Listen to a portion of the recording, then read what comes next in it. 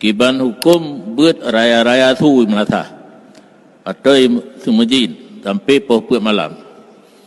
Haram. Karena dalam agama urang semayang hanggebi perayaan su katanya dapat mengganggu gaknya.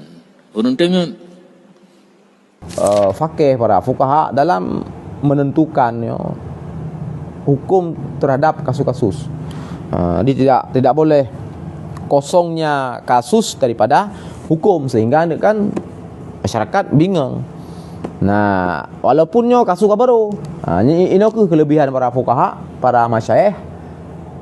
Walaupun kasus baru tetap dengan nalar urungnya nedume iaitu nedeteksi hukum. Kan?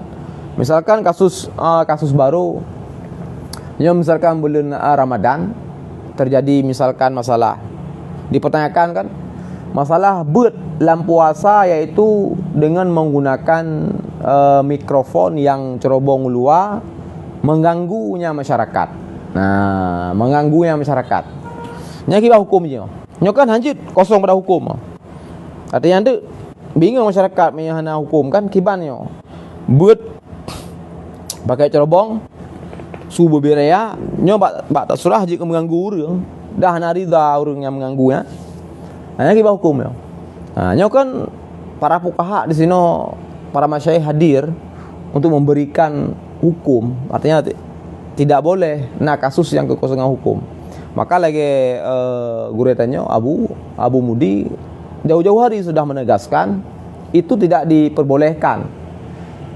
Memang yaitu mengganggu urang sekitaran yang sakit, urang tengah ibadat di rumah, mengganggu dengan suara mikrofon yang cukup raya kan. Maka masyayikh guru adanya Abu Mudi jauh hari telah mengeluarkan statement itu tidak diperbolehkan. Nah, apakah hanya berdasar? Nah, yang terpikirannya bahwanya hana berdasar. Nya berdasar.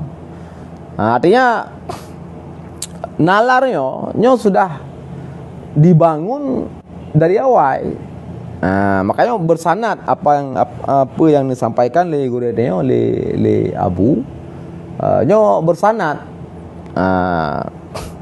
Dalam minhaj bab puasa disebutkan oleh Imam An-Nawawi wa ay yuksira as-sadaqah wa tilawatal Quran bab bulan Ramadan yo. Ini di penghujung.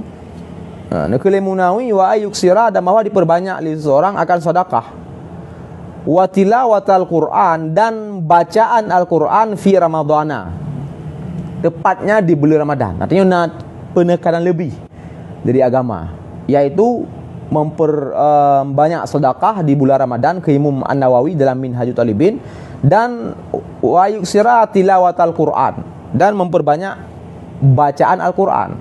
Itu pernyataan Imam An-Nawawi dalam kitab beliau Minhajut Talibin. Nah, Imam Ramli dalam kitab Nihayah tepat dalam mensyarahi matan tersebut. Nah, Imam Ramli mengatakan ketika Imam Nawawi ini pegah di bulan Ramadannya wa ayyuksira as-sadaqah wa tilawatal Quran, dijabarkan oleh Imam Ramli dalam kitab Nihayah beliau dalam syarah Minhaj tentang matanian bahwa di antara penjelasan Imam Ramli di situ bahwa sunat dia baca Quran yang hadap kiblat dan sunat jahar. Nah, sunat jahar. Jahar kan lawan sir kan bacaan yang hanya didengar oleh si pembaca. Tetapi jahar ini adalah bacaan yang bisa didengarkan di si pembaca dan juga orang lain. Nah, sunat apabila Imam Ramli sunat baca Quran jahar. Tapi ini kait. Nah, baik dua. Ini kait. Nah, ini Imam Ramli sunat baca Quran jahar jika aman daripada riya. Yang pertama, yang kedua, in lam yushawwish, jika tidak dapat mengganggu. Semacam min nahwi daripada seumpama musallin, orang lagi solat, ataupun naim, orang sedang tidur. Nyo kan jelas penegasan Imam Ramli yang hidup sekitaran ya abad 9 Hijriah kalau nggak salah. Sunat jahar baca Quran, tapi ada catatan. Nah, ini perlu diingat, ada catatan. Selama aman daripada riya, nyo untuk draw pribadi kan. Tadi sunat jahar aman riya, hana riya. Yang untuk pribadi, untuk kegap karena tanya makhluk sosial. Kita adalah makhluk sosial. Sunat lam jahar in lam yushawwis, jika tidak bisa mengganggu minahwi musallin. Seumpama orang lagi salat atau saim, naim, ataupun orang yang seumpama tidur. Nah, literalnya seperti itu. Jadi beliau mengatakan sunat dibaca Quran secara jahar, besar suaranya, bisa didengar oleh orang lain, jika tidak riya di situ dan tidak mengganggu orang lain, orang yang sedang salat atau sedang tidur. Nah, nilai yang tersirat di sini, apa nilai tersirat di situ? Nilai itu kan nilai literalnya, nilai tekstualnya. Tak pahami secara ilmu usul fiqh, secara mantoknya kan, secara mantok seperti itu. Mafhum al-mukhalafah, kalau kita berbicara konsep usul fikih, maka tidak ada tuntutan, tidak ada sunnah, tidak ada perintah untuk menjaharkan baca Al-Quran bila di situ ada riya, ataupun tidak juga diperintahkan untuk menjaharkan bacaan Al-Quran bila di situ ada yushawwis, mengganggu orang lain, seumpama orang lagi salat dan orang sedang tidur. Mafhum al-mukhalafahnya yang bangkitkan kembali, nalar kembali oleh Syekh Masyayikh Abu Mudi dalam hal masalah bud pakai mikrofonnya. Artinya sanad kan jelas dalamnya yang tepat. Cuman Abu dengan nalar yang begitu kental, paham, pelahi mafhum al-mukhalafahnya. Nah, ketika Imam Ramli lam nihayah kait kan pakai syarat. Jadi kan lam usul fikih, kalau lang Jamul Jawami, dalam berbagai kitab, bahwa embrio lahir mafhum mukhalafah di antaranya adalah di situ ada diksinya syarat. Nah, pakai syaratnya dalam teks Nihayah Bunoyo. Imam Ramli ini pegang bahwa sunat jahar baca Quran jika aman daripada riya, atau sunat jahar baca Quran jika tidak mengganggu seumpama orang salat ataupun naimen, tidak mengganggu seumpama orang tidur. Nyo kan pakai syarat. Artinya di sini secara konsep usul fikih, nyo adalah tempat lahirnya mafhum mukhalafah ketika ada syarat.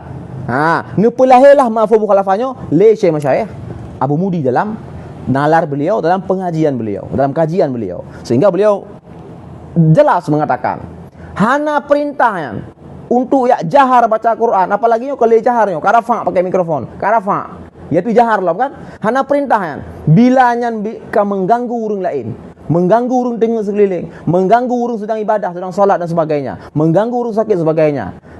Nyo adalah satu nalar yang cukup kuat yang dibangun oleh Syekh Masyayikh dan berdasarkan sanad. Yo dalam kitab Nihayah Imam Ramli. Cuman sideh pegatlah untuk mantok, dan dalam mantok tersebut dalam konsep usul fikih pilih diksi syarat le Imam Ramli, maka dalam konsep usul inanjut lahir mafhum mukhalafah, dan mafhum mukhalafahnya yang ditegaskan le Syekh Masyayikh le Abu Mudi. Jadi yang baik pegahnya namatannya kira namatannya. Jadi dalam memahami kitab ini hanya secara lahir-lahir itu. Jadi dalam memahami kitab ini, dalam memahami satu diksi inan eksplisit implisit inan. Berarti dalam mantok. Mantok bahkan dua, mantok sareh dalam tabakah dalam mantok ghairu sareh naleh dalam iqtida, dalam isyarah, dalam ima. Nyor sedinya mentang kalimang boh versi memahami mantok. Dalam tabakah, dalam tadammon, dalam iltizam, yaitu bab iqtida, ima, isyarah. Oleh yang mesu mafhum lah. Mafhum dua. Mafhum muwafaqah, na mafhum mukhalafah, mafhum muwafaqah na dua, na fahwa al-khitab, na lahnu al-khitab. Mafhum yang sebenarnya lah mafhum al-mukhalafah dengan beberapa syarat-syaratnya dan sebagainya. Artinya nyo dalam memahami satu teks nyo banyak celah banyak